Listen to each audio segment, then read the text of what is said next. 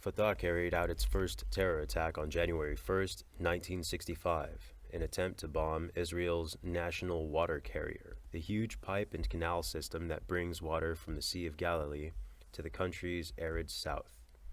It was a highly symbolic act, threatening to cut out the source of life, water, in the desert of the Middle East, one that touched the raw nerves of all residents of the region. The construction of the canal system had been a contentious issue, causing considerable agitation in Arab public opinion at the time. Although Prime Minister Salah Bitar of Syria declared in September 1963 that the Arab states had decided to wage an unyielding campaign to prevent Israel from realizing its dream of bringing water to the desert, those were empty words. It was only Fatah, still small and with few resources, that took the initiative and acted. Planned by Abu Jihad, the operation was fairly amateurish and an utter failure. The group that was supposed to carry out the first military act by Fatah was arrested in Gaza a whole week before the launch date. Another group was also arrested in Lebanon a few days before the launch date. Eventually, a third group, coming from Jordan, did manage to lay explosives at the national water carrier site, but they failed to go off and were discovered by security patrol. The members of the unit were caught. Despite the evident failure, the news of the operation reverberated through the Arab world. At last, there was a force ready to take on the Israelis. Amman, for its part, took notice but did little more. At the same time, Lydia's connections, established over years of living a double life, paid off. Arafat and Abu Jihad maintained close contact with Palestinian students throughout Europe, particularly in East and West Germany. Lydia had a Palestinian friend, Hani al-Hassan, who headed West Germany's Palestinian Student Association, and whose brother, Khaled, was one of Fatah's 5 founding members. Hani was in financial difficulties, and Lydia came to the rescue. He offered to pay the rent on Hani's apartment at Beethovenstrasse 42 in Frankfurt, which also served as headquarters for the student organization. The leaders of Fatah periodically gathered there as well. In January 1965, the Mossad's surveillance unit, Colossus, planted microphones in the apartment. For the next 8 months, Israeli operatives eavesdropped on Palestinians' strategy sessions from a post across the hall, listening as they vowed to wipe Israel off the map. As Abu Jihad declared at one of the secretly recorded sessions, Rafi Eitan, who years later had commanded the IDF force that expelled Abu Jihad's family from Ramallah, was chief of the Mossad's European operations at the time. Listening to the plotting, he understood straight away that this was a movement with potential, and that it had a particularly charismatic and dangerous leader. Read that poorly. Arafat's true nature was apparent even back then in the meetings in Frankfurt, Eaton said. The students told Arafat and Abu Jihad that there were 15 Palestinian organizations and that it was important to ensure that all of them operate under a single command. Arafat said that that wasn't necessary and that it was actually a good thing for each organization to have its own militia and budget. Doing so would guarantee, he said, the continuation of the struggle against Zionism until we throw all the Jews in the sea. Throughout the first half of 1965, Fatah carried out more and more guerrilla attacks, mining roads, sabotaging pipelines, and firing at Israelis with small arms. Most of these attacks failed, but their echoes reached Rafi Eitan in Paris. In May 1965, Eitan asked Mossad director Amit to order a Caesarea unit to break into the apartment on Beethovenstrasse and assassinate everyone there. "We can do it easily," he wrote to Amit. "We have access to the target, and this is an opportunity we may not get again." But Amit, still reeling from the capture of Caesarea operatives Cohen and Lutz, refused to sign off. He didn't see the group as much more than a gang of young thugs with no real capability. Too bad they didn't listen to me, Ethan said decades later. We could have saved ourselves a lot of effort, heartache, and sorrow. In the months that followed, there were 3 attacks, and their frequency steadily increased, reaching a total of 39 in 1965. It was clear that Arafat and Abu Jihad were a problem that wasn't going to go away. At first, their terror attacks were ridiculous, said Aharon Levron, who was then deputy chief of Amman's intelligence collection division. But as time went on, they became more serious. Faced with those situations, the intelligence community reacted in 2 typical ways, Levron said. First, they set up a special department to handle the matter. Second, they struck at the top of the pyramid. The Special Department, a secret committee to examine how to counter Palestinian terrorism, was established in August 1965 and had 3 members: Levron, Mike Harari, Deputy Chief of Caesarea, and Shmuel Goren, commander of Amman's Unit 504.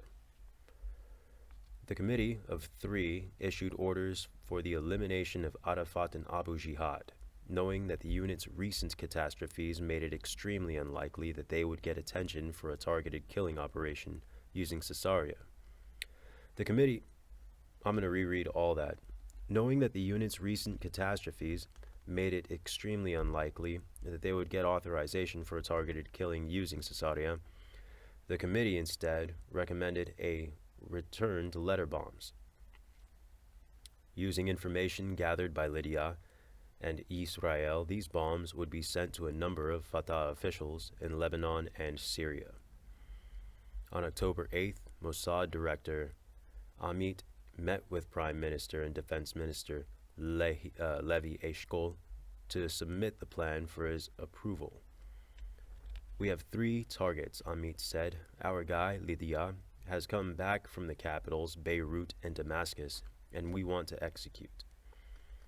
After identifying the targets, Amit noted that Lydia has brought all of the necessary information, and the proposal is to send each one of them a gift. A nice gift. The letters would appear to be from people known to the targets, to make them seem as authentic as possible. They would be mailed directly from inside Lebanon. It will be a woman doing it this time. She'll go to Beirut and slip the letters into a mailbox there. She is South African with a British passport, and she's ready to do it. Amit was speaking about Sylvia Raphael, daughter of a Jewish father and a Gentile mother, who had developed a strong allegiance with the Jewish people, immigrated to Israel, and recruited by the Mossad. She was trained by Moti Kfir and became the most famous female operative in the history of Caesarea. Amit told Eshkol that there would be a whole wave of letter bombs, while the Mossad focused on its 3 targets. Go back. I had to look up at the clock. Amit told Eshkol that there would be a whole wave of letter bombs, while the Mossad focused on its 3 targets. Amman would simultaneously send 12 to 15 of the lethal envelopes to Fatah operatives in Jordan. Eshkol was skeptical. Have we ever had an attempt that worked out all the way? In Egypt, it didn't work out all the way, he said, reminding Amit that the letter bombs sent to the German scientists in Egypt didn't kill them, but only caused injuries. Amit reassured him, "We're putting in more explosive material this time. Now we're putting in 20 grams. Nevertheless, the booby traps didn't work this time either. A few recipients of the letter were slightly wounded, but most of the letters were discovered and diffused before they could do any harm at all. At that time, Arafat and Abu Jihad were in Damascus, which had agreed to extend its patronage to the Fatah's activities and to allow its military units to use some of Syria's training facilities. The possibilities for any sort of Israeli action in Damascus were very limited, especially after the capture of Eli Cohen and the panicky evacuation of the other operatives there. Furthermore, from Syria, Fatah could better coordinate its attack against Israel, making frequent entries into the West Bank, which was under Jordanian rule. Fatah established bases there from which they launched terror attacks inside Israel. Most of the attacks were sabotage attempts of civilian targets, including private houses, institutions, and infrastructure like water pipes, railways, and dirt roads. In 1966, there were 40 Fatah attacks in Israel, though the frequency of the attacks remained the same as in 1965. There was a dramatic difference in the audacity and quality. Starting in the middle of 1966, Fatah began trying to hit Israeli military targets. In one such operation, on November 11, 1966, 3 Israeli soldiers were killed when their vehicle hit a landmine. Retaliation followed 2 days later when Israeli forces raided a Palestinian village, Samua, south of Hebron, in Jordanian territory. The original goal was to demolish houses in the village in the hope of sending a signal that would deter the Arab states and motivate them to act against The original goal was to demolish houses in the village in the hope of sending a signal that would deter the Arab states and motivate them to act against Fatah. However, the Jordanian army intervened. The result was 16 dead Jordanian soldiers, 1 dead Israeli, and a sharp increase in tensions on the border. Still, the urge to sweep the Palestinian problem under the carpet was so strong that the Israeli establishment did all it could not to even utter the name Fatah. We didn't want to give Fatah credit to say that this or that terror attack was its work, said Shlomo Gazit, head of the research division of Amman in 1964 to 67. On the other hand, we had to refer to them somehow, so we decided on a neutral term. That term was Baha, Hebrew for the Hebrew acronym for hostile terrorist activity. For decades, this was the term used by Israeli officials when they told the public who was behind the acts of terror. One more. In early 1967, the situation worsened rapidly. By the start of May, Fatah had launched more than 100 attacks on Israel across the Jordanian, Syrian, Lebanese, and Egyptian borders. 13 Israelis were killed, 9 civilians, and 4 soldiers. The back and forth of small-scale attacks, Palestinians raiding across the border, Israel retaliating, deteriorated Israel's already fragile relationships with neighboring Arab countries. On May 11th, Israel declared that it was warning Syria for the last time that if it did not restrain Fatah, Israel would take large-scale military action.